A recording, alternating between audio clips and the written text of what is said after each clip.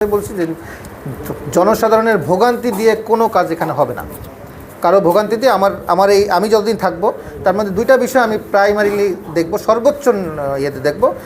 আমি দুর্নীতিটা আমার আগে প্রথম থেকে আমি দুর্নীতির বিপক্ষে, এবং দুর্নীতির বিপক্ষে এবং সততা নিয়ে এই অফিসে যেই কাজ করো তার কাজ করতে হবে।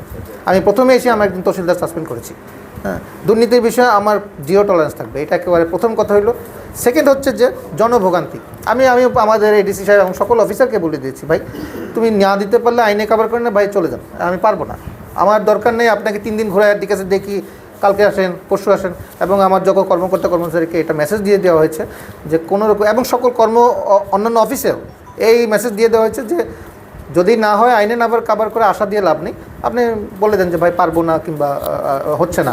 কিন্তু আপনি 3 মাস ঘুরাইলেন, একটা লোক তার কাজ বাকি ফেলে রেখে চলে গেল, অফিসে সারাদিন গিয়ে থাকলো, তারপরে আপনি ফেরত আসলো, এই জিনিসটা আমার অফিসে হবে না। আমি একটা কথা বারবার বলি, দুর্নীতিটা আমি একদম জিরো টলারেন্স, আমি এই বিষয়ে কোনো ছাড় দিব না কাউকে না, সেটা আমি হই। আমার আরেকটা কথা হলো, আপনারা লিখবেন, আমার সাথে সখ্যতা আছে বলে আপনি লিখবেন না, এটাও কিন্তু আপনার একটা অন্যায় করা। অবশ্যই আপনি আমার ইয়েটা লিখবেন, কারণ আমার তো জানতে হবে, আমার সতর্ক হতে হবে। আমি একদম অহংকার দাম্ভিকতা পেয়ে তো দেখলেন কী অবস্থা হয়েছে একটা সরকার। তো দাম্ভিকতা, আমি চেয়ারে বসেছি বলে যে আমার দাম্ভিকতা করতে হবে, আমার লিখলে এই লোক কেন লিখলো, এই কথা আমার প্রশাসন কখনো বলবে না। যদি সত্য হয়ে থাকে তো আমি আপনাদেরকে আরেকটা কথা বলবো যে অপসাংবাদিকতা, সামনে পূজা আছে, এই ধরনের একটা ঘটনা একবার ঘটে গেছে, দেখছেন যে একটা কোরআন শরীফ রাখা কেন্দ্র করে কত কিছু হয়ে গেছে। সো আমি আপনাদের বিনীত অনুরোধ যে অপসাংবাদিকতা এটা খুবই একটা এখন মানে রাইজিং ইস্যু। তো এটা যদি একটু কাইন্ডলি আপনারা যদি এটা নিয়ে একটু পজিটিভলি আগান, আমার মনে হয় ভালো হবে। আমরা আপনাদের চোখে আমাদের দেশবাসীকে দেখতে চাই, আপনারা খুঁতগুলো বের করে দেবেন, আমাদেরকে বলবেন। আমাদের খুঁত থাকলে অবশ্যই আপনারা বলবেন, কোনো সখ্যতা রাখার দরকার নেই, কোনো কিছু দরকার নেই। আমার সাথে সখ্যতা আছে, আপনার সখ্যতা থাকবে। আপনি আমার নামে লিখলে আমি যদি দেখি আমার প্রবলেম হয়েছে, আমার প্রশাসন দোষী, তাহলে আমি মনে করি সেটা আপনি আমাকে ভালো চাচ্ছেন। গেলে একটা সীমান্তের যে বিষয়টা আছে, সীমান্ত কিন্তু আমার এসপি সাহেবের সাথে বিজিবি সাহেবের সবসময় কথা হচ্ছে, তারা খুব ট্রাই করতেছে। আসলে যারা প্রথম ইয়েতেই চলে গেছে তাদেরকে তো আর ধরা যায়নি, আর সীমান্তে খুব আমাদের কড়া নজরদারিতে রয়েছে। দেখেন আপনি, আমার আজকেও বিজিবির যে কমান্ড্যান্ট আছে ওনার সাথে কথা হয়েছে, বললো যে আগে যেখানে একজন ছিল এখানে 3 জন করে আছে, মানে আমরা 3 গুণ বাড়িয়ে দিয়েছি। কনফিডেন্সিয়াল রিপোর্ট একটা আছে, তো আমরা লিখেছি।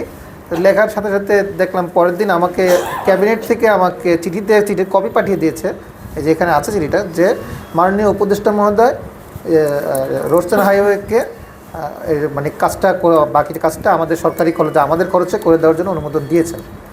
তো এটা একটা বড় প্লাস পয়েন্ট যে এখন হয়তো বা মন্ত্রণালয় যাবে, সেই ক্ষেত্রে কাজটা আমাদের অনুমতি হয়ে গেছে যে আমরা আমাদের সরকারি খরচে করব, এটা ভারতের ওদের আশায় বসে থাকতে হবে না। এইটা হচ্ছে একটা পজিটিভ দিক।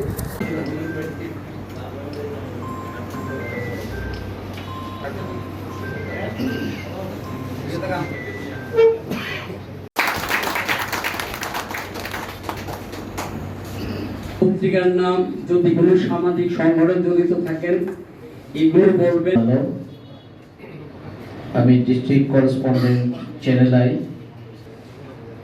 সভাপতি ব্রাহ্মণবাড়িয়া টেলিভিশন জার্নাল, জেলা প্রতিনিধি দৈনিক ইনকিলাব এবং সম্পাদক ও প্রকাশক সাপ্তাহিক ইশরাতে, এবং ব্রাহ্মণবাড়িয়া থেকে প্রকাশিত দৈনিক আজকের হালচাল পত্রিক সাবেক সাধারণ সম্পাদক এবং ব্রাহ্মণবাড়িয়া মহকুমা প্রতিনিধিকে রাষ্ট্রপতি।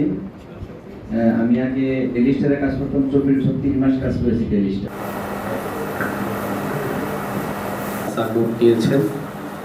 অনেক বিষয় চালানোরও একটি বিষয় আছে, সেটি কিন্তু